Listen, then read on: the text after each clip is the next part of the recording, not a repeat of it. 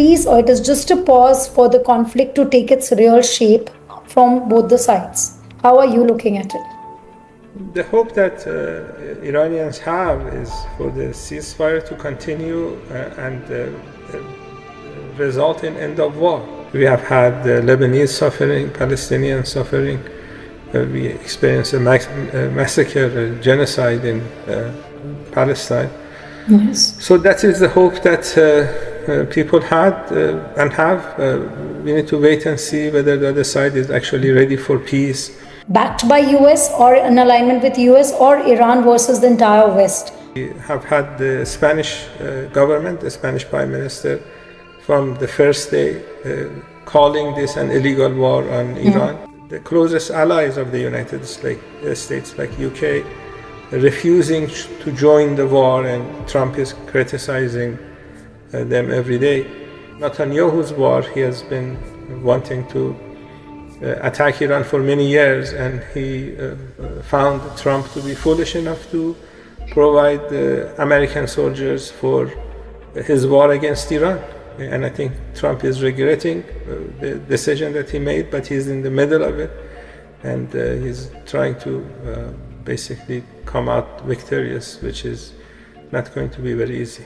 Thank you so much, Dr. Izadi, for finding time and helping everyone in the world understand the state where you already are sitting in amidst the war space, not just physically but mentally. So it really is a great uh, attempt by you to help the entire world, especially India, also understand your perspective and the war situation truly.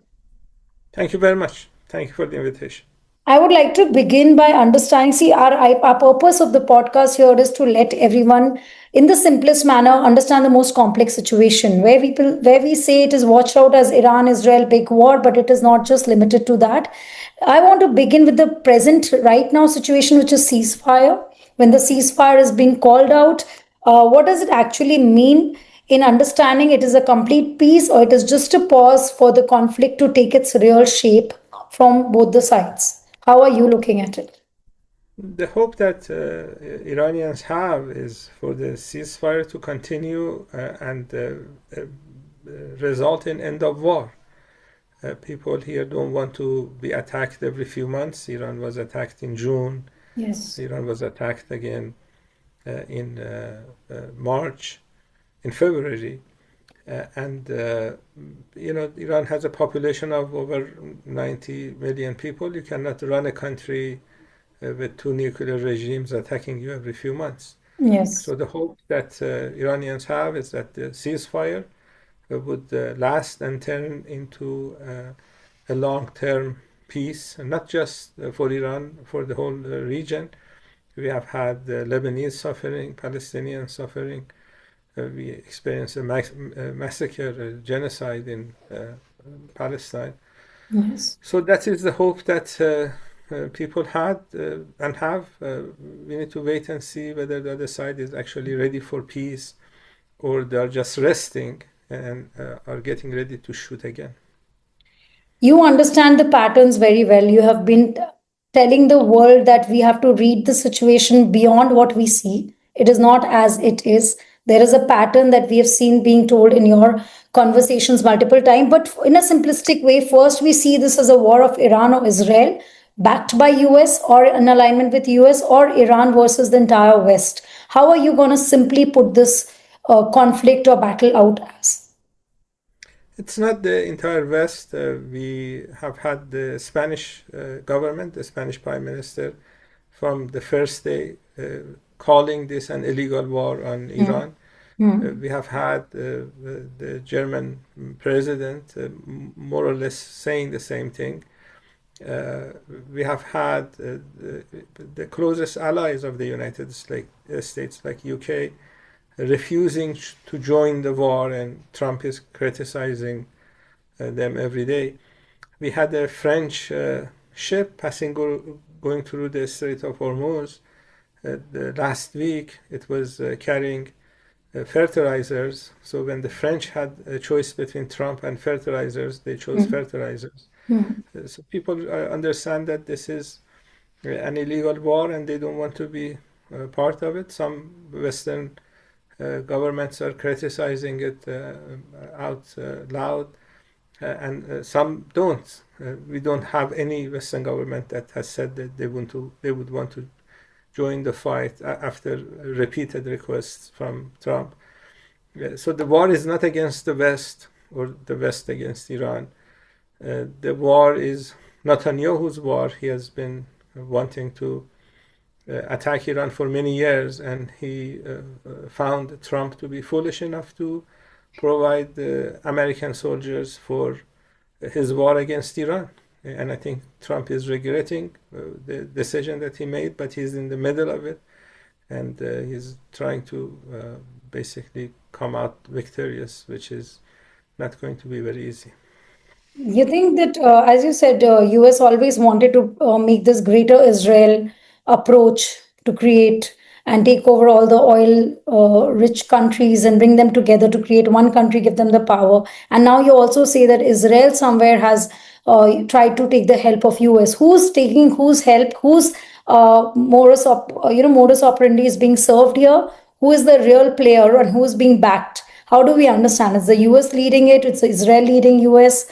Which whose objective is more powerful or intent is more powerful and being led by the other and taken into the space? I think the Israelis are leading. They are doing the strategy. They're doing the long-term planning. They cannot fight Iran on their own, so they needed the U.S. government to help them. And they convinced Trump that this is going to be very good for the United States. They told Trump that you can take over Iranian oil. And he has been saying that in the interview he had with the Yes. Financial Times. He said he wants to take over Iranian oil. The next day, a reporter asked him, why would you want to take Iranian oil? And he said that he's a businessman and he Yes. wants to make money. So Netanyahu told Trump, it seems, that this is going to be a short war. This is what Trump said, that he thought it would take 3 days. That was not accurate. I think Trump is having doubts about following Netanyahu in this illegal war on Iran. But overall, I think this is Israeli planning, and they found a president in the United States that's actually doing Israel first instead of America first. But do you think it is as it is that really somebody like Trump could be easily influenced and made to believe that it is going to be good for you? Or you think there is something more to read behind the scene, which is the It, true picture? it could be more. We know that Trump is worried about the Epstein files. He fired Yes. the U.S. Uh, Attorney General because she was planning to release the rest of the files. I think Mossad has some videos on Trump doing something very ugly, Hmm, hmm, uh, hmm, hmm. and so that may be part of it. We have had the Israeli influence in the White House. We have had the Israeli lobby for a long time, but Yes. this is something more than normal. We had Joseph Kent, the Hmm, high-ranking hmm. Trump administration official, who resigned a few weeks ago, saying that this is due to Israeli lobby influence. I agree, but why would Trump uh, commit so much to Israel in this manner? This is something to be investigated as we go forward. It could do something with the Epstein files. You've been saying that the attacks are not sudden. It was quite in the knowledge of since a year or more. It might be in the lens of economic issues and all. How much was Iran prepared or was in complete, out of thought mode that it never thought this kind of situation could erupt suddenly? Or was there a plan B also from Iran side that this kind of situation could creep in? But the kind of moves they were making, you had got the pattern right. So you kind of gaze that this might happen, sudden attack on, because in January it happened, last year June it happened, and then you saw the way Israel moved on to Gaza. The pattern was repeated over here. So how did this miss out on the part of the Iran to not expect, or was it expected and they're well prepared to take on to the defense mode right now? After the Israelis started the genocide in Gaza, Yeah. a lot of people here realized that sooner or later Israel will attack. So it was in the So we thought. Yeah, so we had the Iranian military preparing. We have all these factories underground making these Yes. ballistic missiles, making drones. So there was a military preparation, and since Iran was not interested in war, we had very extensive diplomatic efforts trying to avoid war. That's why whenever the other side talked about or was available for negotiations, Iran was also available. Iran was attacked once in the middle of negotiations in June last year, and then again in February, again in the middle of negotiations. So the idea was maybe we can avoid war. We had the Omani foreign minister. I don't know if you saw his interview with Yes. Yes. CBS News right before the war, saying that a diplomatic solution was available within 24 hours. But U.S. wanted to start the war, help Israel create hegemony in this part of the world, and they were not interested in a diplomatic solution. So it was a two-track approach: a diplomatic approach, trying to avoid war, and then being prepared for war if war Yes. was imposed on Iran. So that's why you see after 40 days of attacks, Iran was able to fight back, and Iran can fight back for many months to come. Iran is fighting for Iran. Iran is also fighting for the civilized world. You cannot have someone like Trump kidnapping different countries, president attacking countries, killing leaders, killing civilians, wanting to take over resources of other countries. This was, 19th century. India has a very long and proud history of fighting against colonialism. Yes. So we remember colonialism, but this was many years ago. We have this Yes. new move towards colonialism with rulers of these Western countries talking about taking over other countries' resources. That should not be tolerated by the civilized world. He doesn't like BRICS, so he doesn't like countries that are members of BRICS. He wants to break BRICS if he Mm. can. And one aim that they have is that by creating a hegemony in this part of the world, they want to have leverage against large competitors, uh, countries like India. Yes. As you know, the forecast is that India will become the second economy in the world, and this is in about 20 years, and then U.S. would become third. So Oh my India God. would actually take It will over U.S. in supersede terms of US. It'll fall back from being the superpower to almost the third economy then. Exactly, and he the Americans, there's this level of racism, unfortunately, and Yes. they don't want Indians taking the lead when it comes to economic issues. And one reason they're having in the Trump administration, they're having difficult times with India is because of that, because they don't like strong countries, large populations. They don't like that, so they want to limit the ability of these countries to grow. How are you looking at, like you clearly mentioned, he's trying to create that colonialism era which was there, a new colonialism. Do you think the other countries in the space of restlessness, anxiety might dip into a full scale Middle East war might erupt? It is just a beginning and an ignition which can go wrong.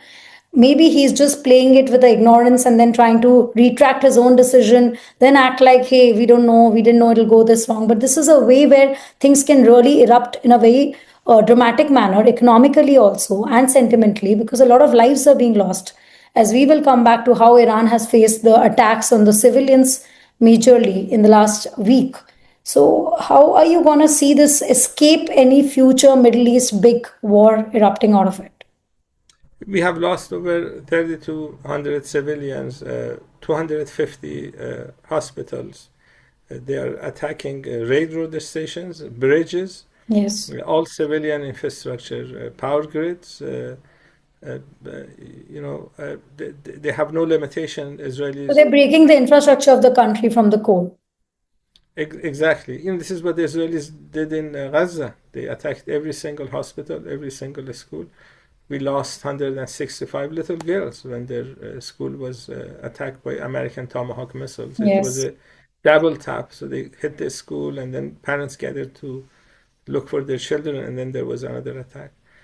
And these people have drones. They see what's going on. Yes.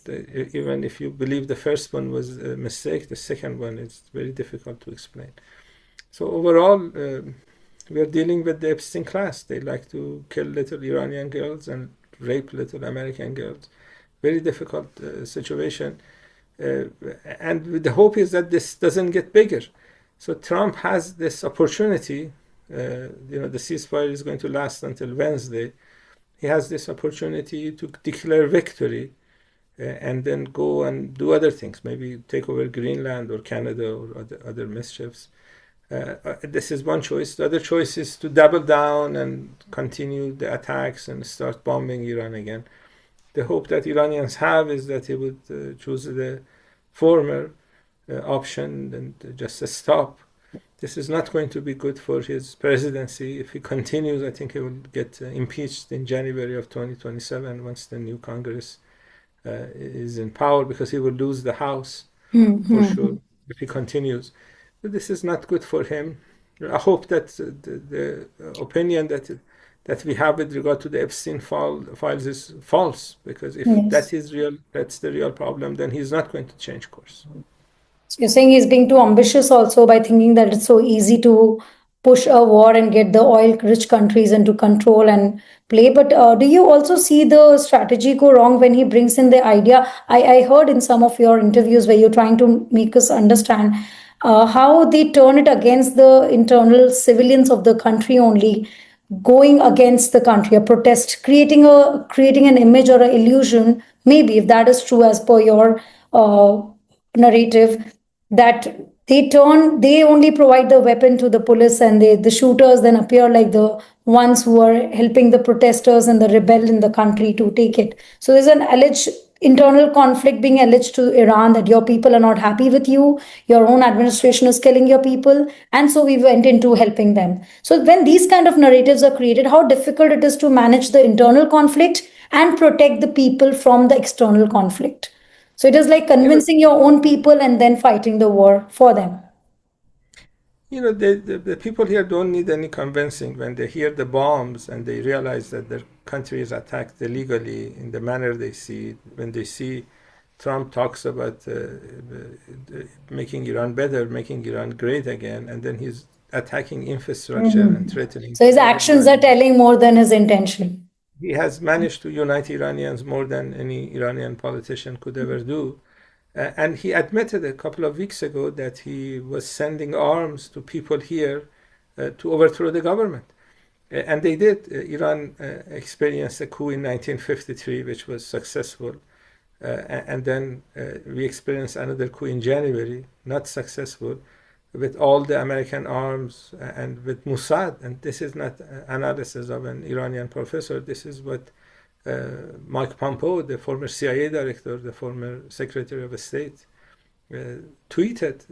This was January, so he had New Year greetings to Mossad agents on Iranian streets. He hasn't taken down that tweet.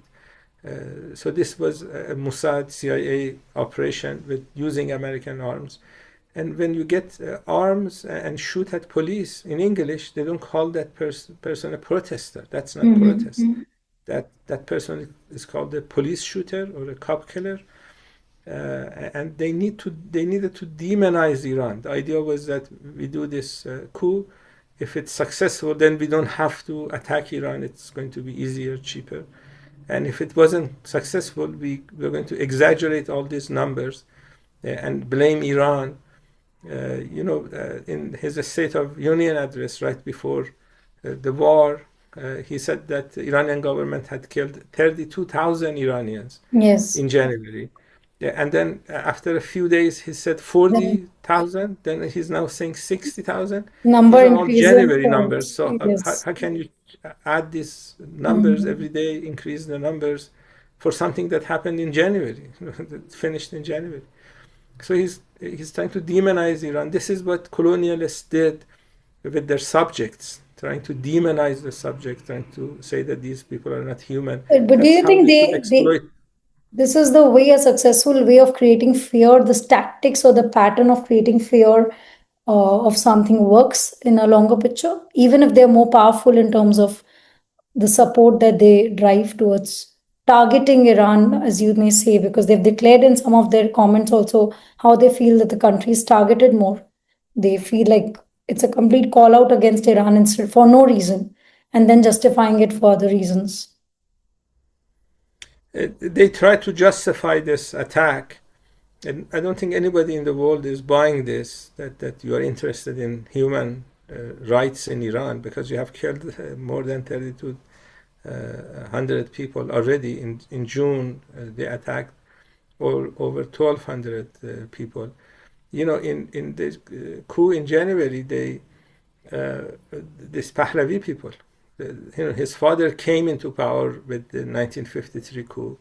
These people who got arms from Trump, as he admitted, were shooting at shopkeepers because they refused to follow orders. Pahlavi had ordered general strike. They were not interested in doing that, and they were shot and killed. So we lost over 200 police officers. We lost about 2,200 people shot by these ordinary citizens.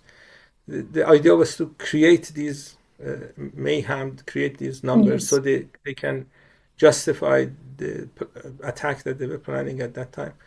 But and unfortunately, Western media outlets just repeated these accusations. Yes. So if you are consuming Western media, you would think that Iran is a devil, and Iran is just trying to survive against this illegal attack on its territory.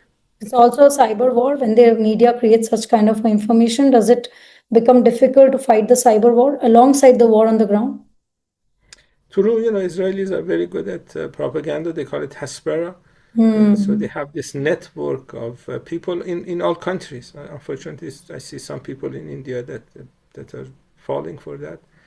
Um, Racism is not good. Hmm. Uh, Genocide is not good. Being associated with genocidal people is not good. We have Netanyahu that was indicted by the international courts in Hague for war crimes. He's an indicted man. When he goes out, he needs to make sure his flight doesn't go over a country that may arrest him.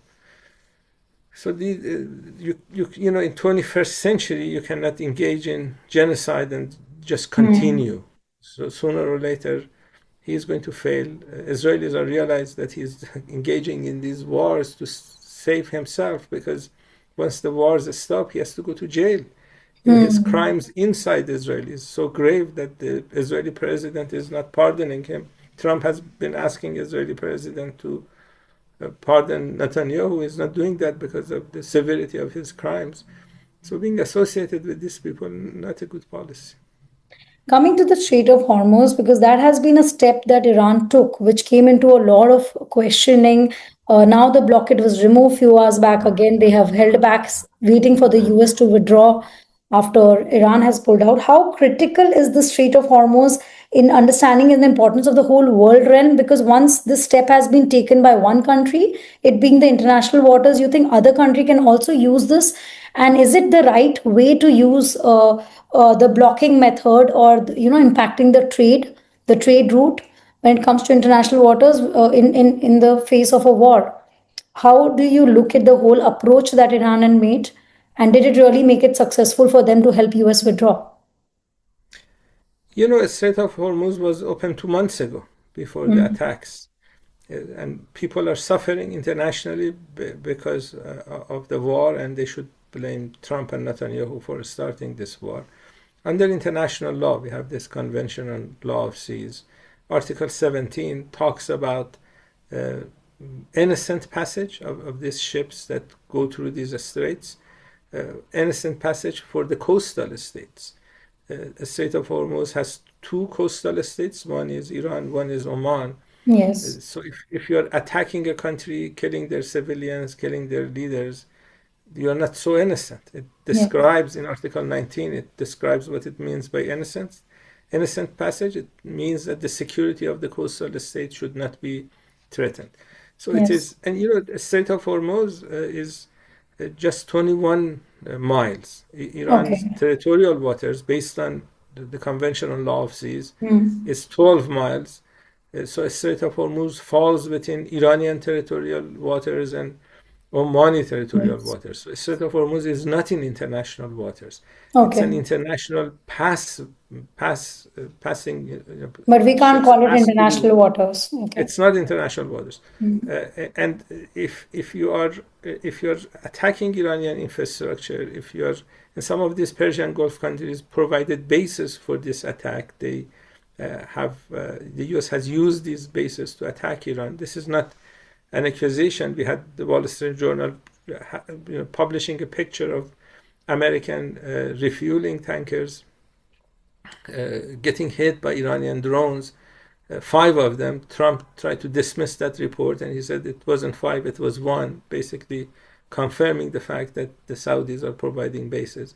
The countries that have resulted, Iran has suffered billions of dollars worth of damage, Yes. and the other side needs to pay. And how would they pay? We don't know. But what we do know is that Iran is going to charge a toll to make sure that the other side pays for the damages that they have done. And this is how Iran is going But to do you think manage because that. of the global pressure and the naval presence, this is not going to be a very leveraged advantage for Iran anymore when it comes to Strait of Hormuz also? Because so much of global pressure comes in when, even if now you clear that it's not international waterways, it's international passage, but the pressure, do you feel the pressure globally? People create this about the passage or the blockade being opened and that Iran is not able to hold on to that block more. Is there any pressure that you feel on that front? Iran is not interested in blocking because if they block, they cannot make any money from passage Yes. fees.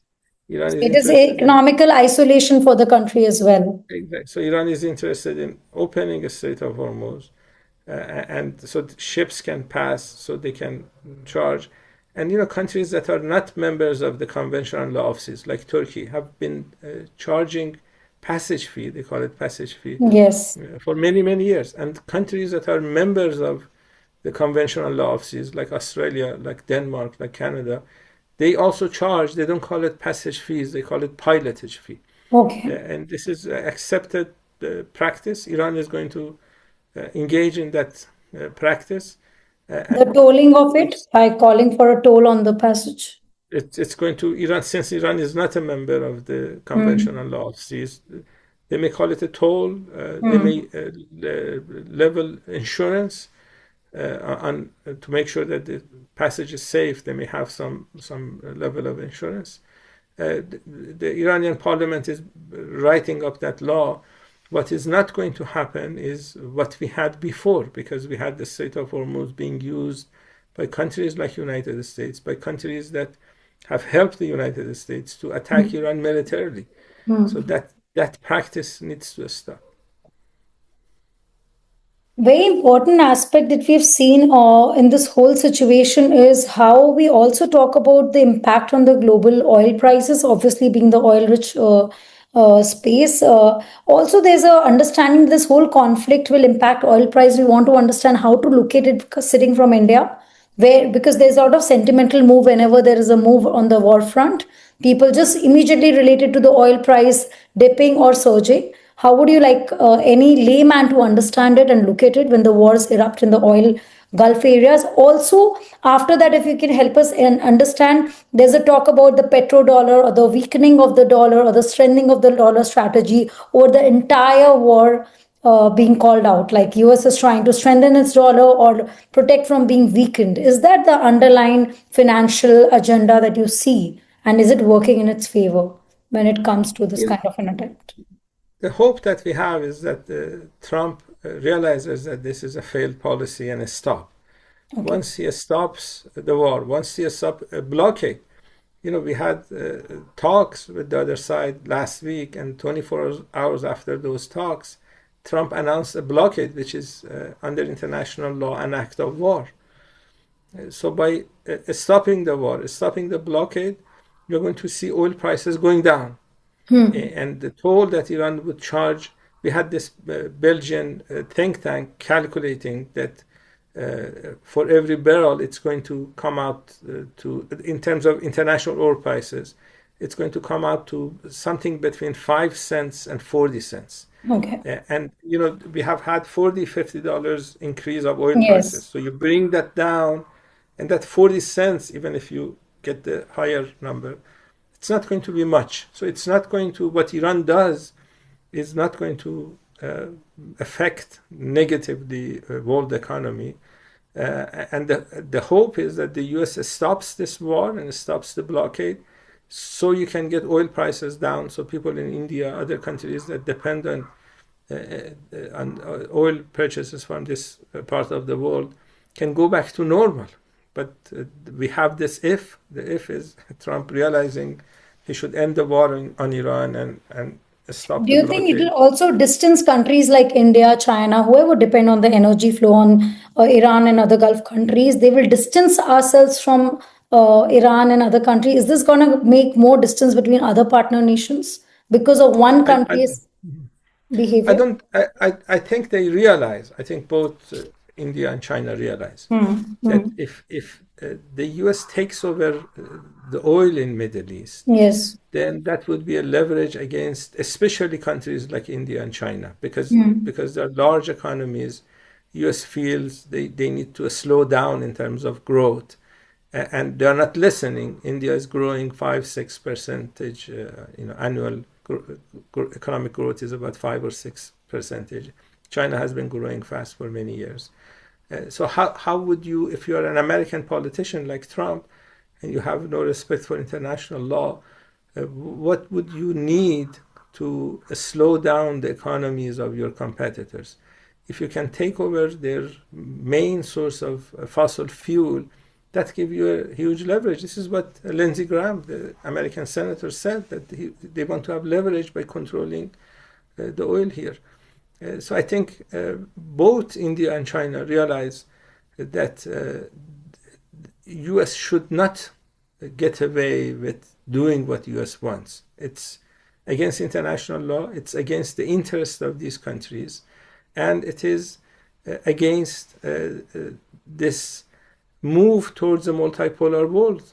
The world is not going to be dominated by the United States. We have BRICS countries that are growing fast and are independent, and they want to continue this path to becoming a stronger. And they don't want the United States, a country in decline, to dictate to them what they should do or should not do. And if Americans can take over Middle East and all, this is what they're going to do. They're going to dictate to other Do countries you and think they use it. fear their dollars weakening? It is a fear and it is a very impulsive approach by US to have acted this way in order to in the fear of losing the strength of dollar in the world. Is that some kind? US is going to lose the strength of dollar by starting this war. If they had not started this war, things would be normal. That process of decline would have been slower. And what Trump has done, he has expedited the US decline. That's what he has done. And he's expedited. I have one or two small questions with you before we call your time off. Is about the change of regime in Iran. How is this timing going to impact? It just happened such a disappointing situation where the change of regime had to be taken up, the leadership change. How would it be easy to manage the transition of the leadership change and the conflict and the wars and all being dealt together? How do you look at that situation being handled? Number one, we don't have a regime in Iran. We have a government. In You fact, have a if you government, yes. look at the history of Iran, Iranians established the first government in the world. Hmm. It's a government. We have lost leaders through this state-sponsored terrorism. You're not supposed to go on a mayhem killing other countries' leaders. The new generation of leaders in Iran are going to be stronger, they're younger, and they're going to make sure that the country is not attacked in the manner that you see. We are going to see regime change in United States much faster than that you will see that in Iran. The Trump regime is going to end in midterm elections. He's going to be a lame duck president, and anybody who's associated with him is going to regret being associated with Trump. But are we So what ready he with wants to the boost. government, the younger government, the in Iran? Is it ready? Do they have practical tools to be able to take over uh, such a big mayhem attack that has happened? Are they able to practically be able to navigate through it? Iran's military is quite strong, so Iran would make sure that territorial integrity of Iran is safe and secure. And the new leaders will make sure that the country goes through this difficult time. You know, we have had invaders come and go for many centuries, and Iran has survived. Iran will survive many years after the Epstein class has destroyed America. And do you think that nuclear issue is a concern? If I have to ask you directly, that if Iran becomes nuclear capable, what changes overnight? Is there a message that you have that would that prevent war or trigger it largely, or is there a way we can see that play a role? Iran's government position has been very consistent that Iran does not want to build nuclear weapons. That's what Yes. Iran has said. And this is not just what Iran has said. If you look at the report of the Director of National Intelligence in the United States, it's available online, dni.gov. This is Mhm. the consensus of the US intelligence community. Their 2025 report before the war, March of 2025. It says three things about Iran's nuclear program. The first thing it says is that Iran doesn't have nuclear weapons. The second thing it says is that Iran doesn't have a nuclear weapon program. And the third thing it says is that Iranian leaders have not decided to have a nuclear weapon program. Okay.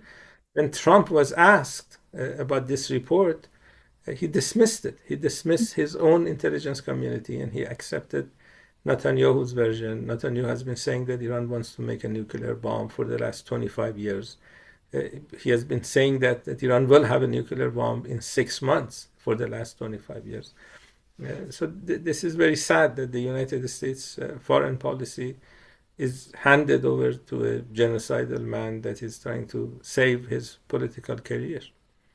How do you now leave us with the thought that you guys look still prepared to take it up the way you are? What is your message to the world? How should they look at this war situation, and what should they think about the world is ready to go for another big war divided between two allies, or we can see it pass away? How do we look at it? You know, we need people's solidarity. And you know, we have this videos coming all over the world. People are demonstrating against war. People supporting the victims of this war. The solidarity is very important. United States should realize that the U.S. will use its international standing if they continue these type of illegal attacks and continue killing civilians. So that solidarity is very important. You know, Iran is a very old country, has had good relations with countries like India, other old Yes. civilizations. And these type of relationships will continue. Iran will survive these attacks, and the countries that basically realize what's going on and the expectation is that don't help the other side. You can help Iran Mhm. or stay aside, but helping the other side would not be a good idea.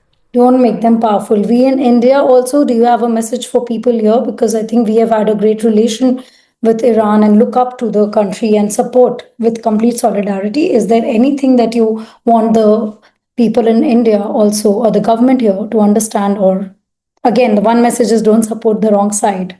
But You know, the assassinated leader of Iran was very fond of Mahatma Gandhi. mm, He read the writings of Indian intellectuals. He studied India's struggle against colonialism. Iran was never an official colony, but Iran was very much mm, pushed around by colonial powers. mm, And you know, he was a revolutionary. He came out of mm, the 1979 revolution. mm, And India and Indian leaders always inspired him. And this is the impression that people in Iran have, that India mm, is a very powerful country, a country mm, that has been able to become powerful because it has managed to become independent and go forward.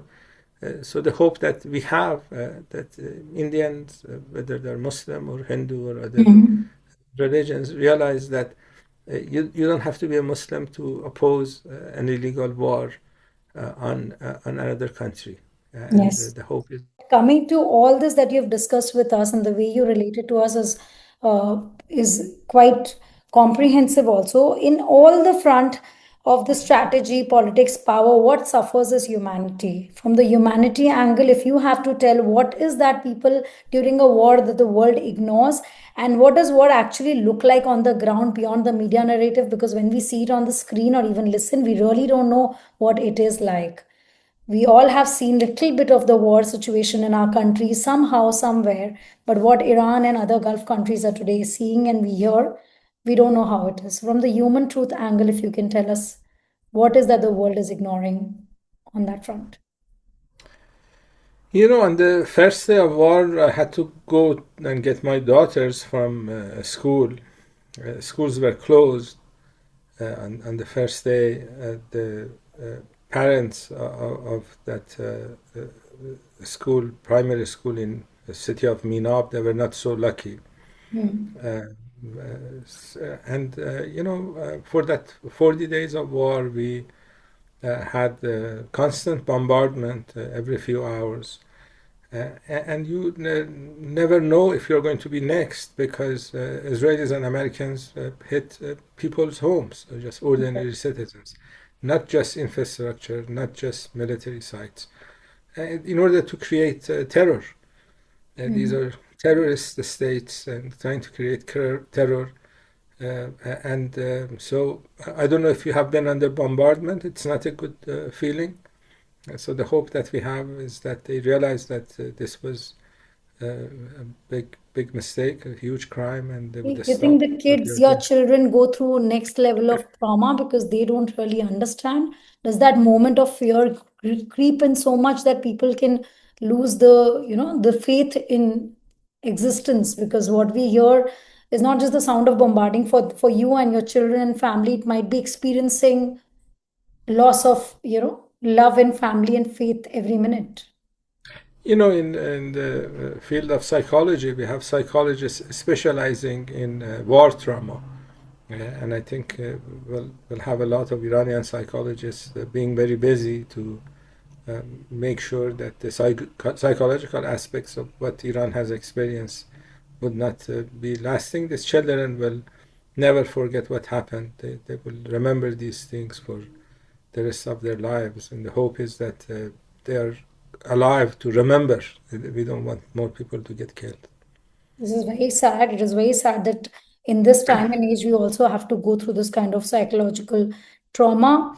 But where do you see if from 6 to 12 months from now, if the situation, will the world become more stable or things can go anywhere? We are still having that question, where will it go? Every minute, every hour. You can only hope for the best. How are you hoping it to turn? It's the decision that Trump and Netanyahu have to make. They started this war. They can finish it. They can declare victory and go and do other things. I'm not very helpful because Trump is going to be in office for another 3 years, and I don't think he has given up on the idea of taking over Iranian oil.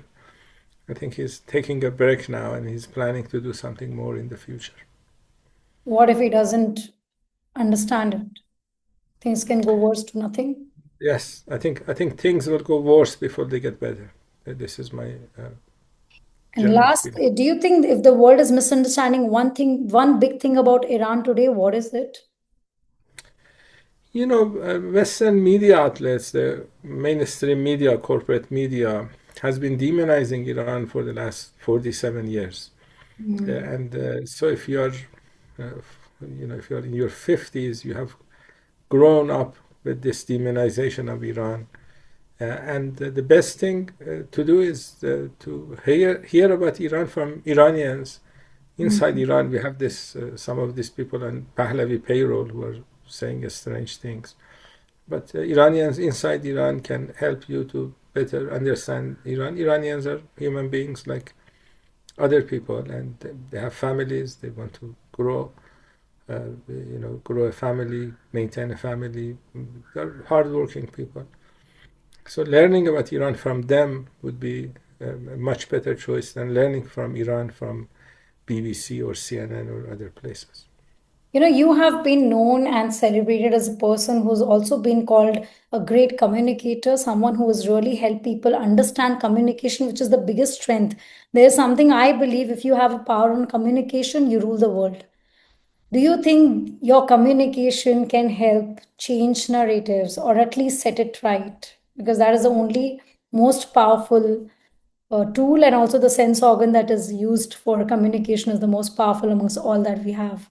How are you playing your role today? We get these calls from good people like you, and we try to answer questions as we best can.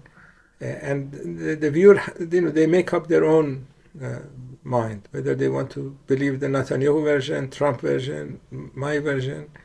It's a decision that they make. And the hope that we have is that they would diversify their sources of information so they can make a more educated decision when they're trying to make up their mind about what's going on. Thank you so much, Dr. Zadi. You have not just helped us in this time when you're there sitting on the heat of it, but we will try our best that we can make this communication more powerful and reached and create an Thank you very impact. much. Thank you so much for your time. It is a Thank you for the invitation. yes.